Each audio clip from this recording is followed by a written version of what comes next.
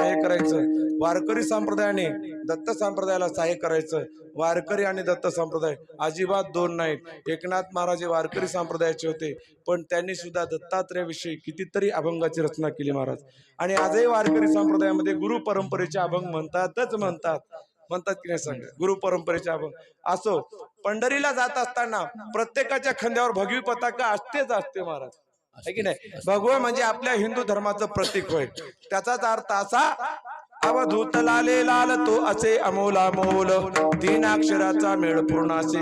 जसा रक्त श्वेत श्याम प्रभाकर पूर्वर्ण दिशे शोभा, ज्याप्रमाणे सकाळी सूर्य उदय होतो, जसा लाल बुंद सूर्य असतो, तसा हा आपला प्रखर असणारा हा हिंदू धर्म आहे. म्हणून त्याचा अर्थ असा की भगवी पताका. ज्ञान पंढरीचे आम्ही वारकरी, परदेशी पताका घेऊ खांद्यावरी. म्हणून हे भगवी पताका सगळ्या संप्रदायामध्ये आहे.